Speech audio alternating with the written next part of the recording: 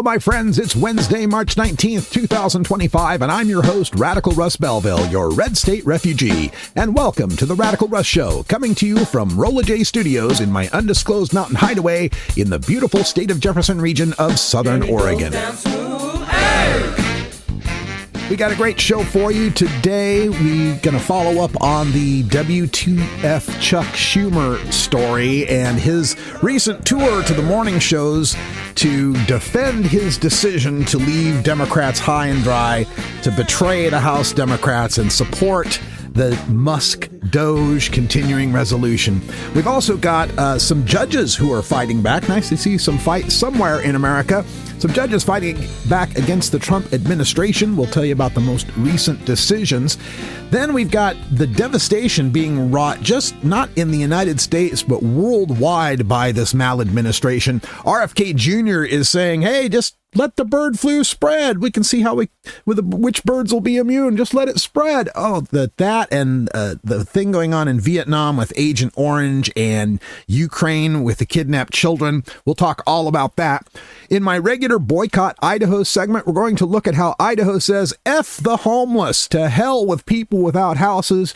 Go move to some other state. That's coming up. And in the Radical Rant, a look at how the Trump maladministration is trying to whitewash American history by erasing the Tuskegee Airmen, Jackie Robinson, and so many more. That's all coming up on the Radical Rush Show. Also wanted to make just a quick note of what's happening with the Teslas. There's been some vandalism going on in France, in Vegas, and Elon Musk is out crying about this. Boo-hoo. Why does everybody hate me? Why does everybody hate me? Well, look, dude, nobody's out there torching the Rivians or the Ioniqs or any of these other companies that are making electric vehicles. Do you think maybe your politics have something to do with it? I'm not here to defend this, but I'm also not going to condemn it. The thing that is that you think that you're some sort of tragic hero, that you're under attack. And in fact, one of his quotes here, I think it was, he said, why do people want to kill me? I think was the quote. Let me see. Yes. People want to kill me because I'm stopping their fraud, and bad people will do bad things. And that's why you always see him with that little kid of his, little X, on his shoulders. He's using the kid as a human shield. It's absolutely despicable. And Elon Musk, you got what's coming to you here, buddy. Glad to see your Tesla shares continuing to fall. And this is one of the best bits of self-organization that I've seen in the United States in a while, as far as trying to do some sort of political movement. The people that are out there protesting the Tesla dealerships, good on you for that. We need to make this brand, the swastika, make it something that is just not acceptable in polite company. You see someone driving a Tesla, you got to question their ethics, question their morals. And, I feel bad for people who got into the Teslas early on for wanting to support electric vehicles. But guys, there's a lot better electric vehicles out there. I've been reading some of the stats on this, some of the new models that they're getting up to a 600-mile range on the battery. They're starting to get the charging times down to where it's almost equivalent to the time it takes to fill a tank of gas. And that's really the magic there. You get that down where being able to refuel is as quick or quicker than gassing up. That's when people are really going to start adopting the EVs. And the other technology I saw that just blew my mind, and I don't know how you do this on a mass scale with, multiple different types of vehicles, but a system where you drive your electric vehicle into a bay, it raises your car up, pulls the battery, the depleted battery out of your car, and puts a brand new, fresh battery in your car, and you take off. Takes like 9-10 seconds. So it's like faster than gassing up your car. Now, you'd have to have kind of a standard build of where the batteries were and a standard type of battery and a standard way of inserting it and taking it out. So I don't know how you do that with the multiple car manufacturers. Lord knows it's taking us forever just to get phone manufacturers to make the same kind of plug-in for their batteries. But hey, anything that can get the electric cars working better and put Tesla out of business, the better.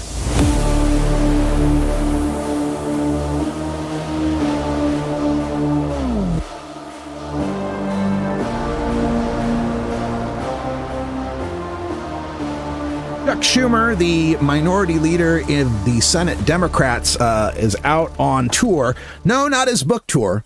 He had to cancel his book tour because, his constituents might show up and criticize him. And he mentioned their security concerns. Oh, no, security concerns, as if they were going to harm him in some way, lending credence to all the right-wingers who are complaining about their town hall meetings. Say, even the Democrats are afraid. Every move Chuck makes just betrays the Democratic base. So he went out on tour, not on a book tour, but to the morning talk shows like The View and CBS This Morning, defending his decision to end the filibuster, and pulled 8 other Democrats and 1 independent with him to go ahead and vote for cloture, 62-38. So the debate would end and the continuing resolution would pass, be signed into law by Trump. And now DOGE and Elon Musk have statutory authority. They've got a blank check. And the best part of this from Elon Musk's point of view, in that continuing resolution, Congress cannot oversee what DOGE is doing. I'll say that again. Congress just gave away its power of oversight over anything that Elon Musk and his team of incels are doing with our data, with our money, with our federal programs, with our benefits. There can be no auditing, no calling into hearings. He's got a blank check to just go about remaking the government or destroying the government in any way he chooses. So Schumer's on the shows defending this. On The View, he was defending it pretty strongly, saying they were promising that if we did a shutdown, that we would be in a shutdown for 6 months, for 9 months, for a year. And the only people who would be able to get us out of the shutdown are Trump and Musk. And if they didn't get us out, they would just destroy the whole government. Okay, and that would be different than what they're doing now. How? How would that be different now that you've given them the power in DOGE to destroy the federal government without any oversight from the Congress? How would it be any different? And Chuck, to believe the threat, right? I want to play poker with these guys, with Fetterman, with Chuck Schumer. Oh, they threatened to keep us shut down for a year. That must be true. Call their bluff for once. People would understand a government shutdown when the government is being run completely by Republicans. They own the House, they own the Senate, they own the White House, they own the Supreme Court.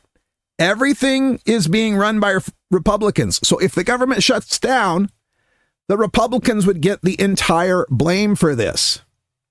But now that you've gone ahead with the continuing resolution, and DOGE is officially sanctioned to do whatever it's doing, now it's just a government thing that's happening. Now it's just a government thing that the Democrats, can be said, went along with, that the Democrats helped to enable. This is the enabling act. This is the enabling act. If you're following along from your script from the late 30s, early 40s, mid-European history, this is the part of the script where the enabling acts are passed, where the government goes ahead and gives the fascist dictator all the tools he needs to move ahead with the fascism. So Schumer's on these shows, and I wanted to play this one clip real quick that just highlights the deep rot within the Democratic Party, especially among the septuagenarians and octogenarians. The people born before Kennedy's assassination still feel this way. Look, the bottom line is there were a whole lot of Democrats who were torn. And they, on the one hand, people were clamoring, do something now, do something now. Now, do we have to act and do we have to fight these Republicans, this right-wing group, the MAGA, not all Republicans, every step of the way, but do it in the smartest way possible. Not all Republicans. Not all Republicans. Let me make sure to give you an out, Republican voters out there who helped this fascism come to light. All you Republicans out there in your red states, in your districts, no. You didn't enable fascism. You didn't enable the next Hitler. No. It was those MAGA far-right extremists. You other Republicans are good people and we can work with you. That's the failure of leadership of Chuck Schumer. The failure to understand There are no good Republicans left. The fact that they have nominated 3 times in a row a Russian asset, the fact that they confirmed people like Tulsi Gabbard and Kash Patel and Pete Hegseth proves there are no good Republicans. None of them stood up to any of them. They are all marching in lockstep, in goose step with their Führer. Well, we of course we need to defeat these Nazis. Not all the Nazis, not the good Nazis. We just need to defeat the extremist Nazis. That's the way it comes off, Chuck. And the things he had on what's the other one? The CBS This Morning. He's got Gayle King there interviewing him. And he had this to say. I am the best at keep winning Senate seats. I've done it in 2005. Just in 2020, no one thought we'd take back the Senate.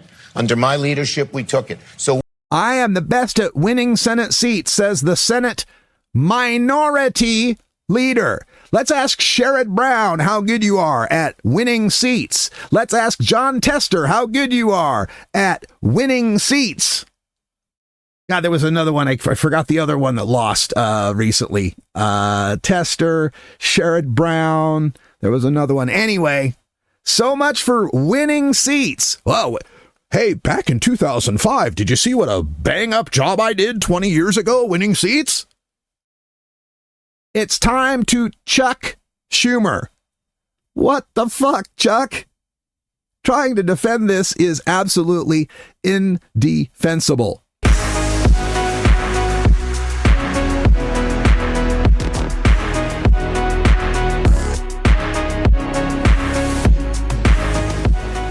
There seems to be some beginnings of pushback from our federal judiciary against this Trump maladministration. Of course, the story we were covering yesterday having to do with the flights that were ordered to be turned back from El Salvador filled with Venezuelan migrants, which now the reports are out that, guess what?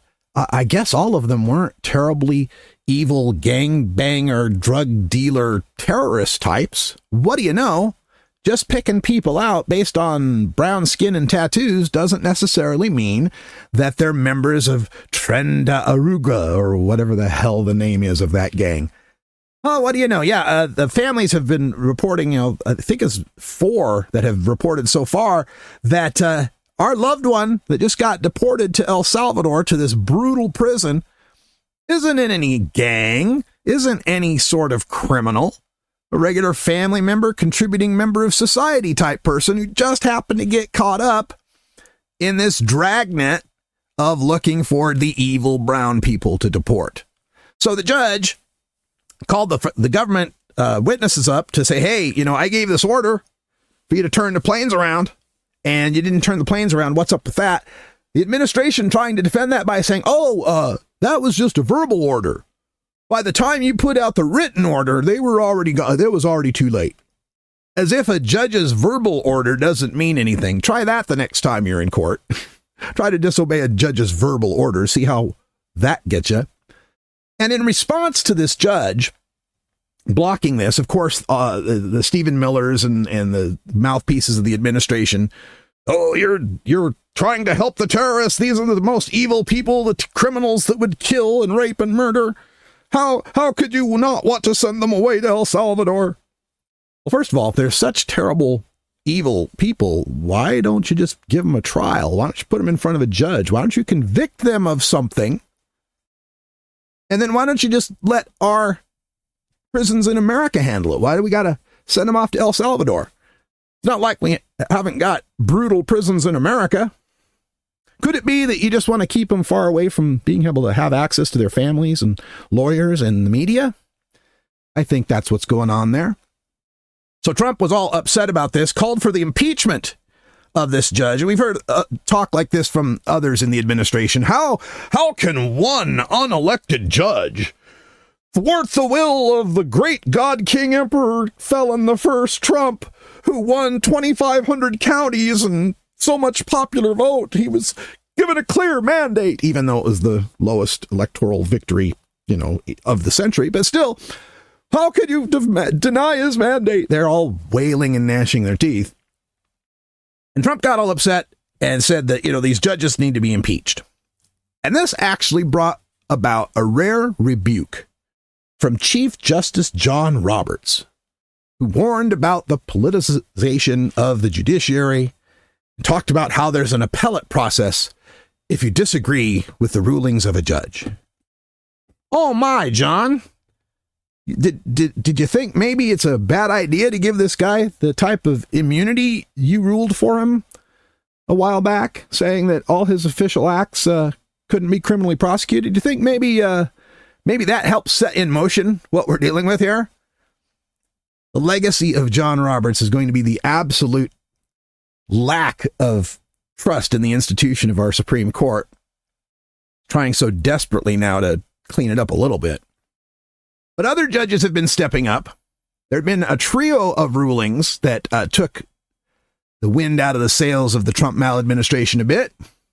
First of all, we had a ruling from, Judge Theodore Chang, who was appointed by former President Barack Obama, said that the cuts to USAID, the U.S. Agency for International Development, quote, likely violated the United States Constitution in multiple ways. Now, USAID is the program we have for delivering food and medicines and help to foreign countries. It's a projection of what we call soft power. It's a way that we show that we care for the world, that we help the world, that we get them to like us by, trying to eradicate malaria in jungles and saving kids' lives and keeping kids from going blind and sending food assistance and, nice things that we help out in the rest of the world. And of course, DOGE has been cutting the hell out of that because they don't want to give any money to anybody for anything.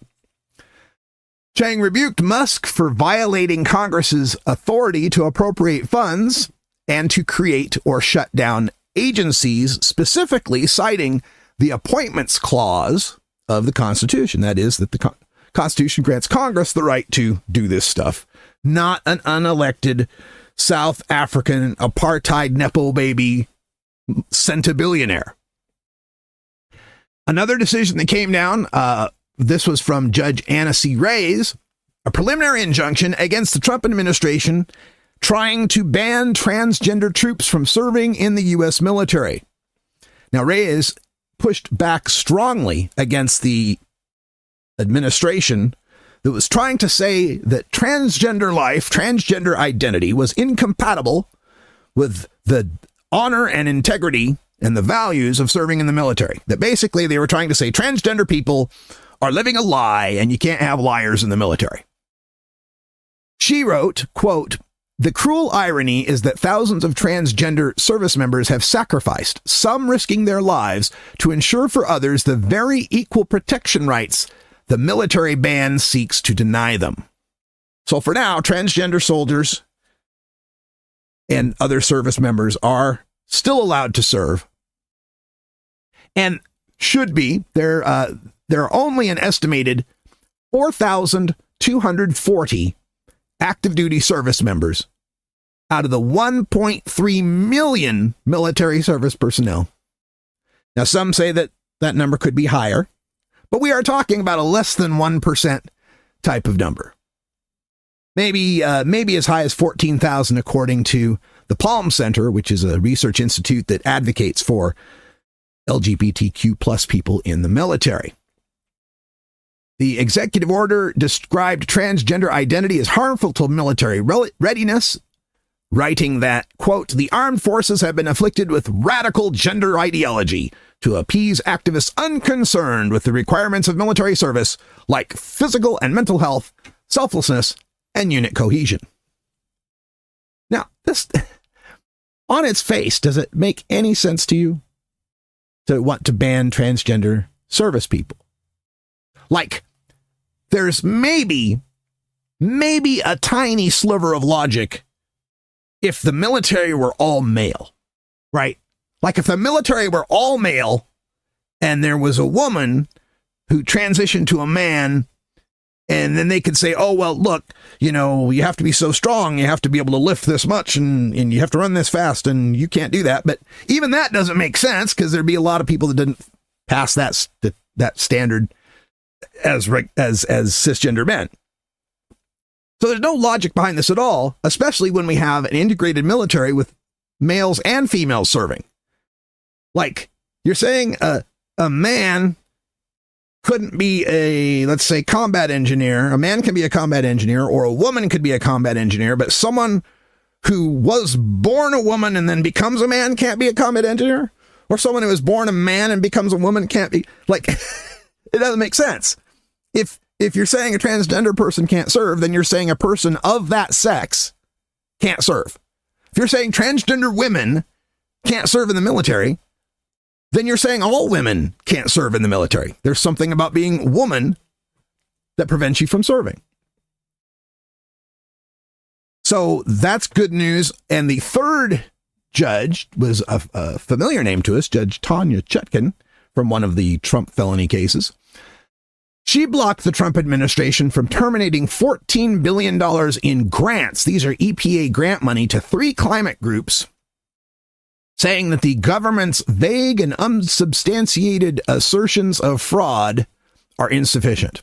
And again, the DOGE people, they think fraud, waste, and abuse is spending money on stuff we don't like.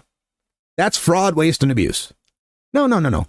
Fraud is a crime. There's an actual crime called fraud. You can gather evidence of fraud and you can take it before a judge and you can charge them with a crime. They're not doing that. Notice nobody's been charged in any of these frauds. The DOGE guys, we uncovered this many billions in fraud. Gee, there ought to be a whole lot of criminal charges from that. Nope. Tanya Chutkan is protecting this grant program now.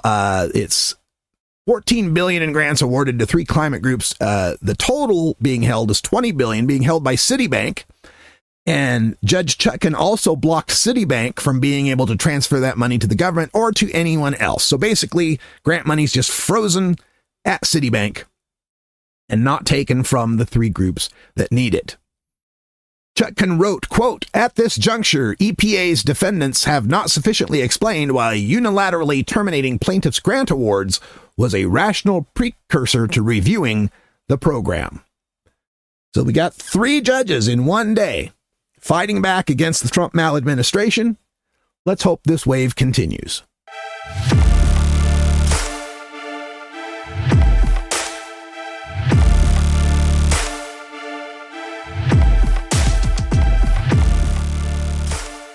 As we're living through the decimation of American democracy and our descent into fascism, it's important that we recall that it's not just here that this is harming our entire planet. This fascist administration is a danger to life on Earth as we know it. First story along this line is Robert F. Kennedy Jr., our Secretary of Health and Human Services and anti-vax wacko. He has suggested, with respect to this bird flu that is already having an effect on the economics of eggs. Remember that? Remember when that was important? The price of eggs. We were also concerned about how expensive eggs were. And now they're like $8 for a dozen. And suddenly nobody's that concerned about the price of eggs anymore. Anyway, it's having a problem with considering the price of eggs, the shortage, the massive avian farms that are being ravaged by this H5N1 bird flu.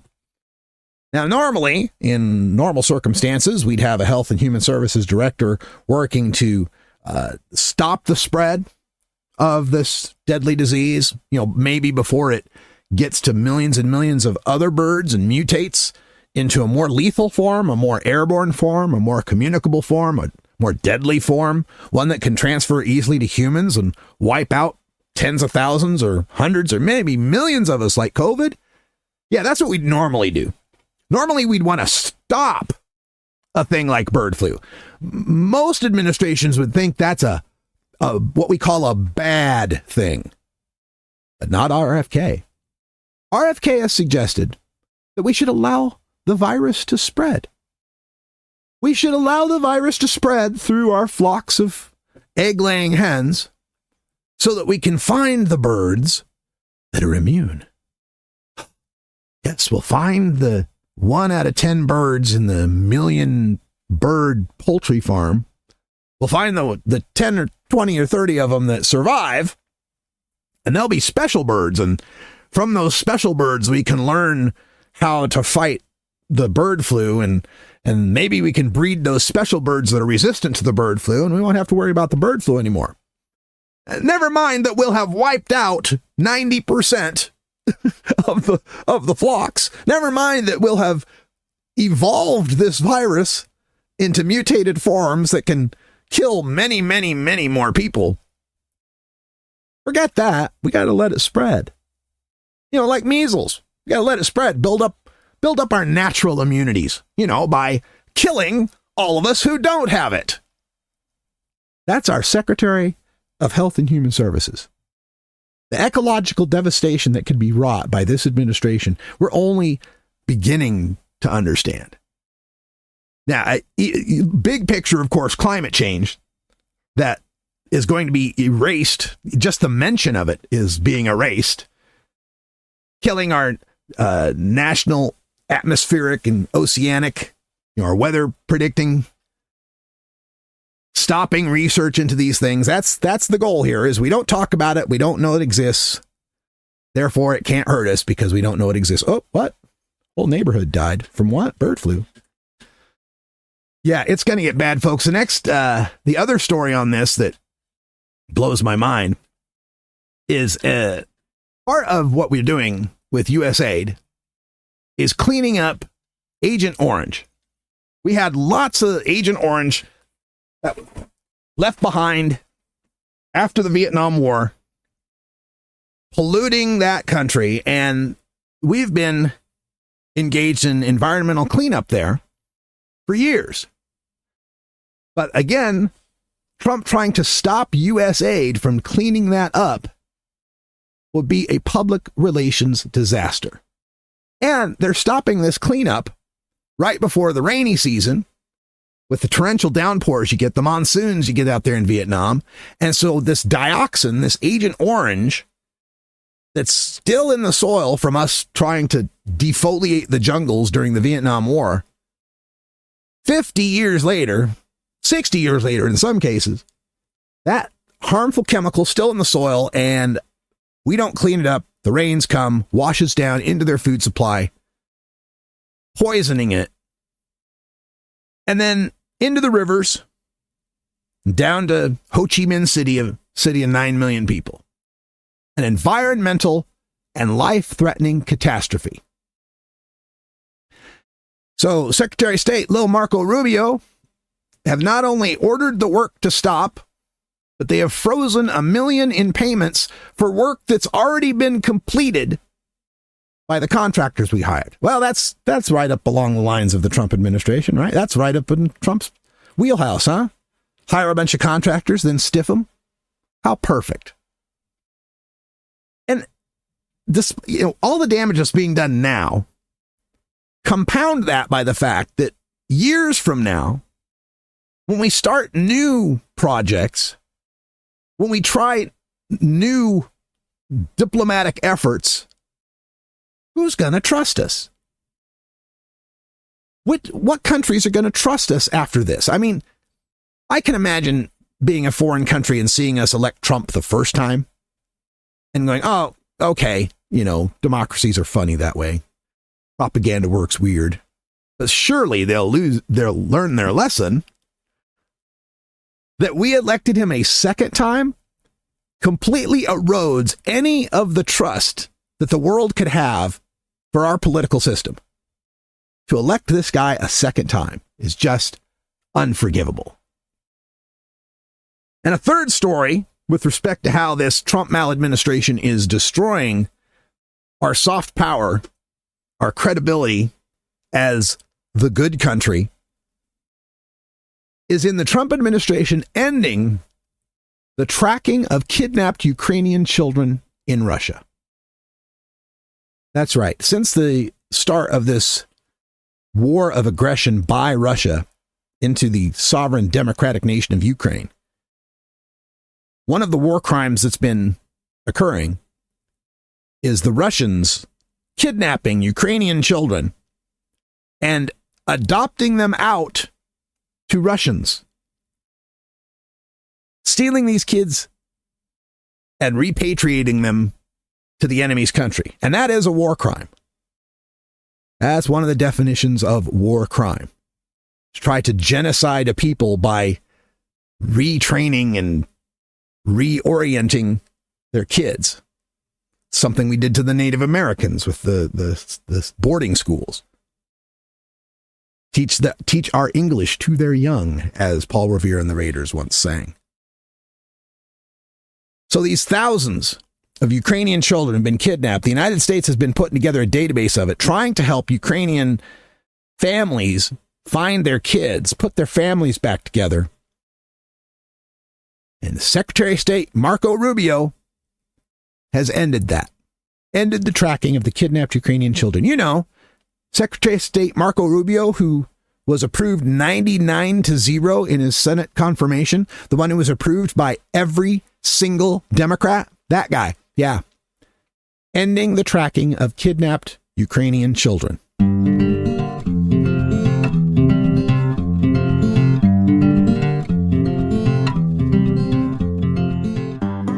All right, now it's time for our regular segment on Boycott Idaho, why you should avoid the handmade state, and in particular, boycott the Idaho potato. No product is more directly associated with a single red state than Idaho and the potato. They brag about it on their license plates. They have a college bowl game for it, the famous Idaho Potato Bowl. So boycott the Idaho potato, and just to be sure, boycott all potatoes. But if you really got to have a potato, you can find out where it came from, right? The bags in the grocery store will tell you. There's some great potatoes coming out of Washington and Oregon. If you're up here in the Northwest, get some of them. Maine, I understand, makes some really good potatoes. But boycott Idaho. Let's let these red states start to feel the pressure of their support for fascism. And today's little bit of fascism coming out of the handmade state has to do with people lacking housing, or as they are sometimes called, homeless people, although I prefer people lacking housing. There's a report just came out showing that Idaho has a terrible problem with housing, that 1 out of 3 people don't have the funds necessary to be able to survive. A new report is out from the Idaho Asset Building Network and the National Low-Income Housing Coalition. And what they're showing is there's only 1 affordable home for every 3 low-income households. So 3 families need a place to live. There's only 1 place they can find that they can afford. Nearly 1 in 2 renter households are cost burdened. That means half the people renting out there are spending more than 30% of their income for rent. Of course, the problem is the greatest in rural areas where job opportunities are scarce and housing is scarcer. Kendra Knighton, the policy director for the IABN, said, quote, Idahoans across the state are feeling the squeeze of high rents and a lack of affordable homes across the state. Whether you're in Ada County or Clark County, rent is taking up a growing share of household income, leaving families struggling to get by. If we don't act now, we risk losing the very people who make our communities strong, like our teachers, nurses, service workers, and young families who simply can't afford to stay. So, Idaho has a terrible problem with affordable housing. What are the Idaho legislators doing about this terrible problem? Well, first of all, this was back in, let me get the date on this, last year. Idaho passed a bill, their Idaho legislature passed a bill, HB 545, that ends Section 8 housing vouchers.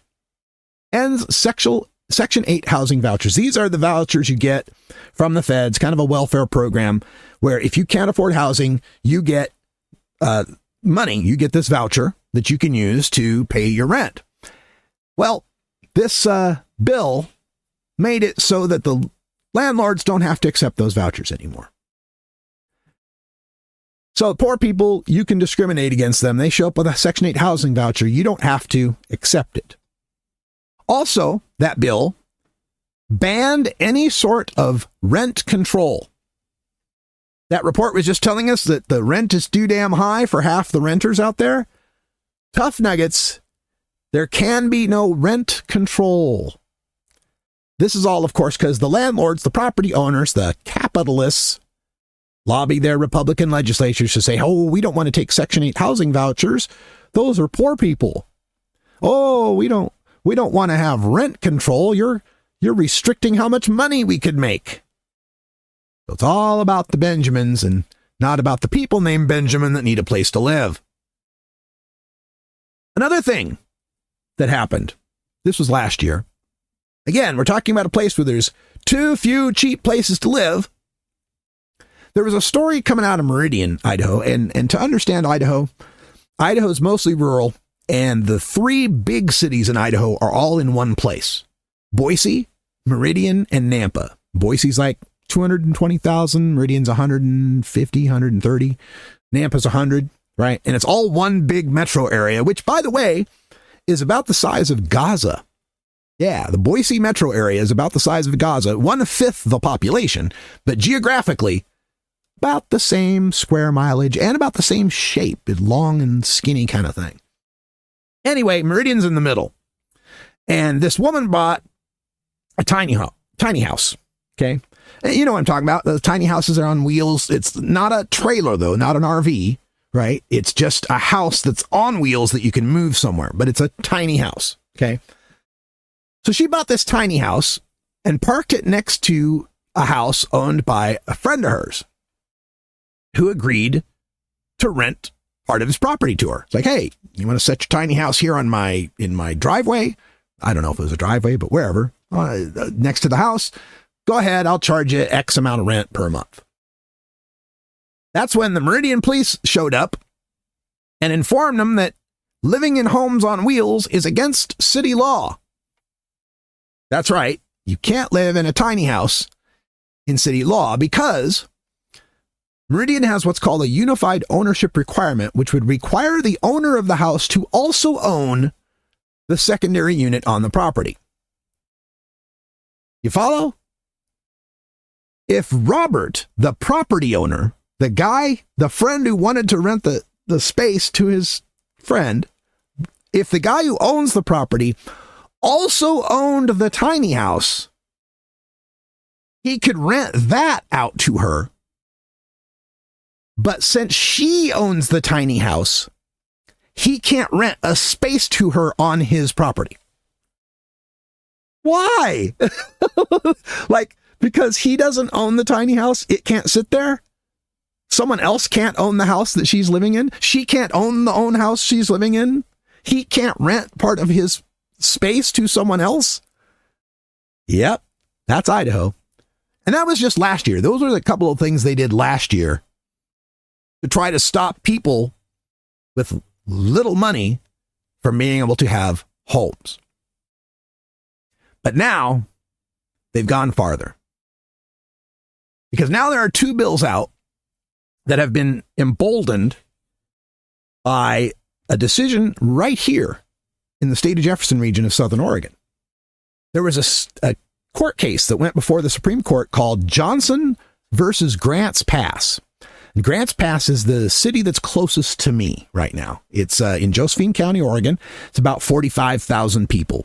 And it's the gateway to the Redwoods. If you need to know, you want to go through the Redwood National Forest, you go through Grants Pass, you I-5, and you take 199 down Grants Pass, and then it's beautiful. It's a wonderful, beautiful drive.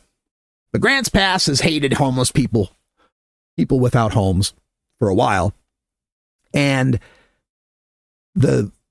before this decision, people could set up tents in public parks. And the Supreme Court up to then had ruled, look, you can't lock someone up for just existing. People gotta sleep somewhere. And if you're not going to give them a place to sleep, if you're not going to give them a homeless shelter, you can't just arrest them. Well, that's not the case anymore. The Johnson versus Grants Pass decision now allows cities to just lock people up, just arrest them for vagrancy, trespassing, whatever the excuse is, but allows you to lock people up because they don't have a home, because they're sleeping outside. Now, the people who support this kind of stuff say, well, look, these people have places to go. They just don't want to follow the rules. And then this is where they're usually talking about some sort of religious organization that sets up a shelter. But to be in that shelter, you can't drink, you can't smoke, you have to be in by 9 o'clock, and you have to go to their religious service. And I get why some people think, well, what's the problem with that? Why don't you do that? Well, I feel that compelling someone to worship your God as a condition of having a place to live and sleep violates not just the Constitution, but basic morality. And the irony of Christian religions that would refuse to give you shelter if you don't worship their Christian religion. That's ironic as hell to me. But because of that decision, now cities are free to go ahead and find ways to ban homeless people. It's actually a bit in the air here in Grants Pass, just to fill you in a little bit more. There's been a couple of injunctions, and there are some tents going up in some of the parks now because of these injunctions, because the judge has found that the city hasn't exactly complied. I don't know all the full details, but they're putting up some of the encampments. There's a lot that's right next to the Grants Pass Police Department where they've set up a chain link fence, and there's, I don't know, 12.5 tents in there. But Idaho is moving forward with ways to criminalize the homeless. There are 2 bills. The first one, SB 1166, will prohibit the establishment of any homeless shelter in any city larger than 100,000 people if that shelter is within 300 feet of where people with homes live. And remember, we're talking only the only cities over 100,000 in Idaho are Boise, Meridian, and Nampa, so the Treasure Valley area. You will not allowed to live there without a home. And there can be no homeless shelters within 300 feet of where people with homes live. The problem with this is endangering the ongoing construction of a shelter at the old Salvation Army warehouse on State Street, which is a big 5-lane boulevard that's mostly strip mall commercial type properties. But 1 block behind that, there are residential neighborhoods. And of course, the NIMBYs are out in force, not in my backyard. The NIMBYs are out in force complaining, oh, I can't have a homeless shelter here. So not only are they not going to be able to find places to build homeless shelters, there's another ban coming up in this bill, SB 1141, that will ban sleeping and camping on any public properties in large cities. So effectively, making any sort of tent encampments illegal. These 2 bills together are going to make it impossible to exist outside if you have no home, and make it impossible for those who'd provide you some shelter any place to house you. Now, the proponents of these bills make the usual complaints about, the neighborhood quality of life, the sanitary conditions, and the crime associated with people who lack housing. And again, I have some sympathy here. When I lived in Portland, Oregon, my partner and I ran a bed and breakfast. And it was in the middle of a Southeast Portland neighborhood that was a very nice little neighborhood. And over the next 5 years, that neighborhood went to hell. We had cars, people sleeping in cars down the block. We'd have needles and shit in the gutters from people. We'd have garbage strewn about. People who parked their cars at our bed and breakfast would get their cars broken into. So I get it. I get why neighbors and neighborhoods have this fear. But trying to push it under the rug makes it worse. Trying to make people without homes invisible makes it worse. Trying to put more financial stress upon them makes it worse. The invisible homeless problem will be far worse than the visible homeless problem. And if you've got this problem, then why are you allowing the legislature to ban Section 8, from ban rent controls, not let people live in tiny houses? People are trying to find solutions here. But a lot of this comes back to just good old-fashioned bigotry against the poor. The proponents of these bans say, quote, homelessness is a choice. Yeah, that's it. That's it. The guy sleeping in the tent under the bridge chose that. He was thinking, when I grow up, I'd like to sleep in a tent under a bridge in the rain, forage through garbage to try to find myself some food to survive. That's what I'd like. That's my choice. That's the way I want to live. There's actual data on this, The Idaho House and Finance Association's 2024 State of Homelessness Report shows that the primary causes of homelessness in Idaho are domestic violence at 31%, loss of income or increased rent at 28%, and disabilities at 13%. So almost 1 of 3 people who end up on the streets without a home are there because of domestic violence. They're there because their spouse was beating the hell out of them. That was their choice, I guess. You could have stayed in a home and kept getting beat. Your homelessness was your choice, I guess. Loss of income or increased rent at 28%. So over a quarter, over 1 out of 4 people out there in the streets without a home, had a home, but lost their job, got laid off. They're a government worker, got fired by DOGE. Or those landlords who don't have to accept Section 8 are raising the rent. And they don't have any competition from tiny homes being rented out to people. I guess that was their choice. That was your choice. If you didn't want to be homeless, well, you should have chosen to be rich. And then disabilities at 13%. 1 out of 8 people experiencing homelessness are disabled. People choosing to be homeless. My God. The report also indicates that 78% of Idahoans experiencing homeless in 2024 did so for the first time. They'd never been homeless before. 3 out of 4, more than 3 out of 4 had never been homeless before.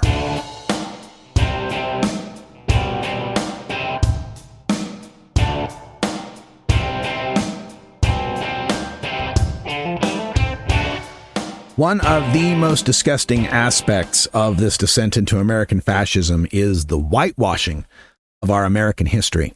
The administration has been going through with their Control F DOGE boys, doing a search and replace on anything having to do with diversity, equity, and inclusion. The dreaded DEI, which is, again, the shortest way to spell the N-word.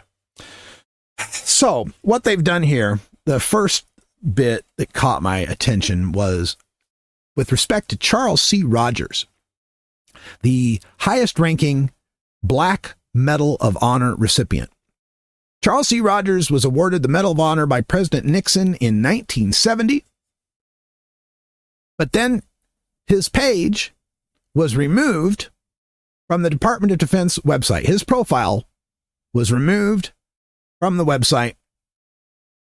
And this is part of all that DEI purge, because, of course, the mention on the website will mention that he is Black, the highest ranking Black service member to receive the Medal of Honor. And there's the word Black. Got to get rid of that. Okay, so you could see that as just, all right, that's just haphazard, sloppy work. We did a mass search and replace. We'll put the page back up. So they did. They went ahead and put the page back up.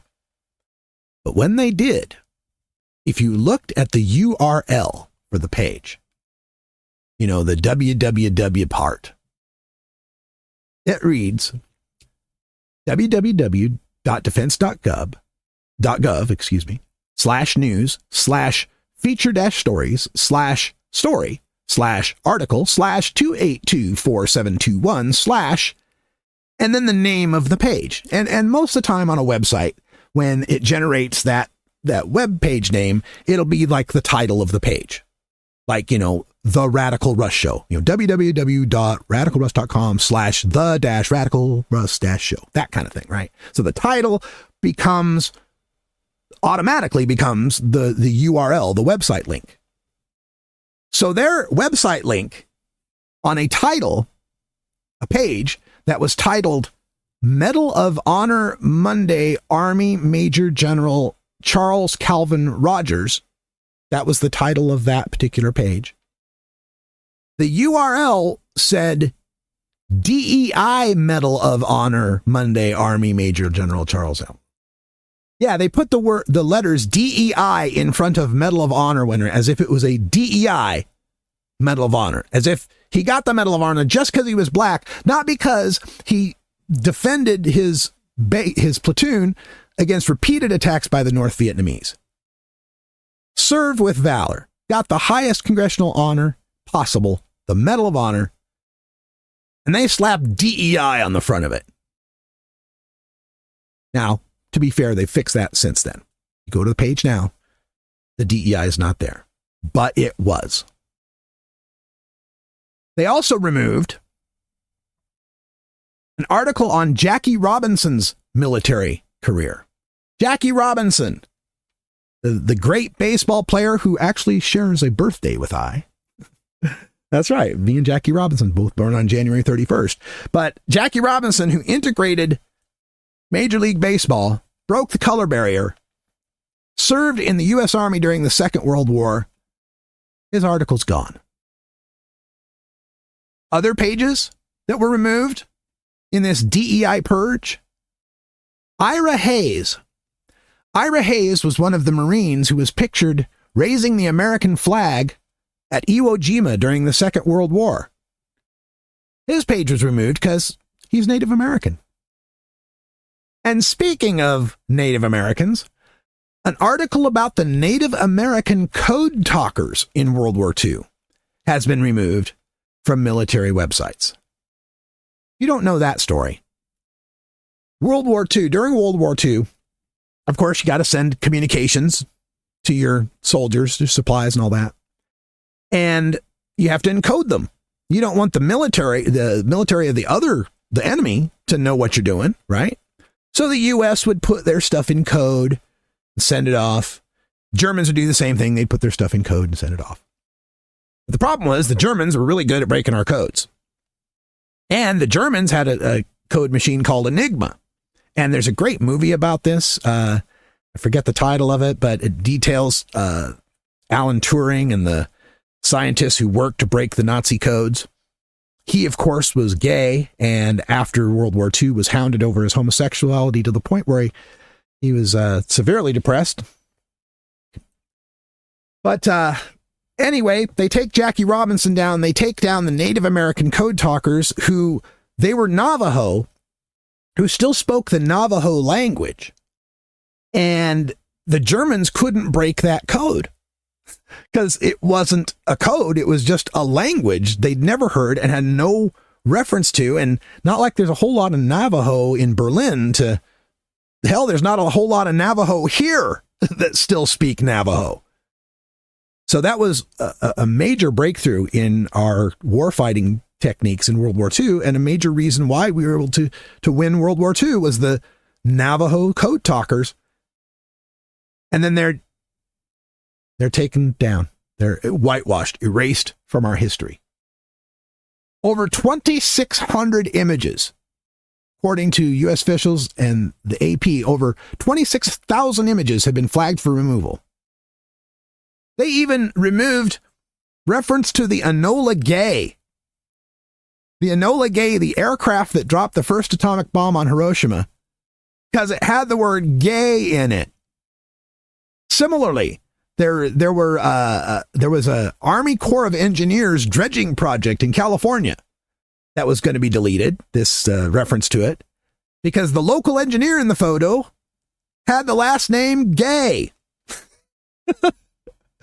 There is another photo to be deleted from the Army Corps biologists about fish that had to be deleted because they were talking about the fish's gender. They even went so far as to delete photos of the Tuskegee Airmen, the nation's first black military pilots who served in World War II in a segregated unit. They just can't stand the idea of America being anything but white and delightsome. And to erase the sacrifices of black, native, gay, transgender, of anyone non-white, non-male from our history is such a disservice to what this country stands for, what we're supposed to be all about. That is our strength. The diversity is our strength. That the thing of these right-wingers going after DEI, as if it's some sort of program, you know, their acronym for it is didn't earn it. What they want to believe is that DEI is, all right, well, we've got a board of directors and we got to have 10 people on the board of directors and 3 of them need to be black guys. That's all they need. That's all we need to know is that they're black guys, and it could be the clerk in the mailroom, but as long as it's a black guy, we'll make him on the board of directors. That's not what DEI is all about. What DEI is all about is making sure that the recruiting process is recruiting from all possible walks of life to get the best people. It's about not ignoring the 3 black guys that could make the board of directors because you put 3 white guys who were the Nepo babies of some other white guy in those positions. What they think DEI is the opposite of what it actually is. DEI is about finding the best people possible and reaching out to them and making sure they're included.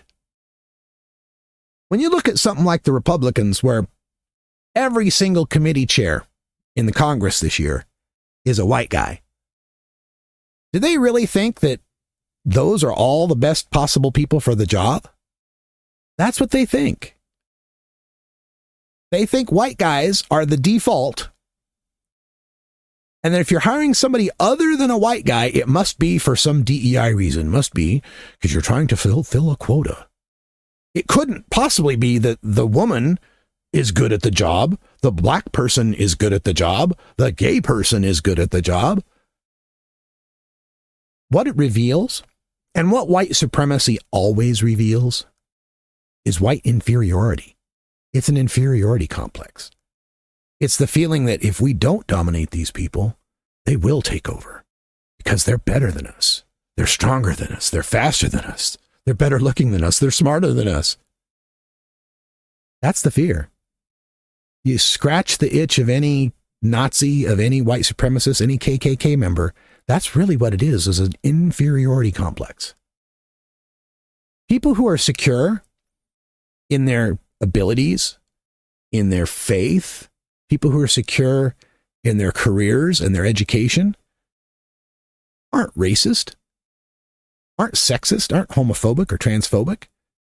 People who are secure know that they're fine just the way they are and everybody else is fine just the way they are. Helping others doesn't hurt you. Conservatives see the whole world as a zero-sum game. I can't get ahead without someone else falling behind. I can't achieve something without taking it from someone else. They don't see cooperation and mutual aid, community, as being anything sort of beneficial. It's a cult of individuality. I got's mine. You're on your own. Pull yourself up by your bootstraps. Unless you're black, and then no matter how hard you pull your bootstraps, it was all DEI. I'm so tired of these people, of the 30 to 36% of my fellow Americans who never escaped the Confederacy, who never got beyond colonialism, who long for the days of slavery. I am so tired of these people.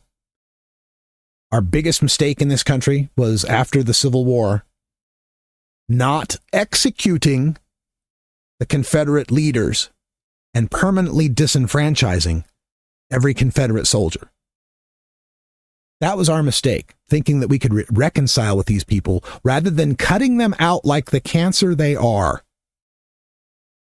They are an anathema to everything that America is and should be. E pluribus unum. Let's get rid of in God we trust. That's another big mistake we made too, is making our motto in God we trust, instead of the original e pluribus unum, from many one. We are a country of many that becomes a country of one if we all embrace each other and our diversity. I'm going to keep fighting any way I know how. Voting, ranting, writing. I hope you'll join me in the fight. And it goes down smooth. Hey! Well, that's it for today, folks. The Radical Russ Show is produced, directed, researched, written, recited, posted, and catered by me, Radical Russ Belville, and governed by Creative Commons share-alike licensing.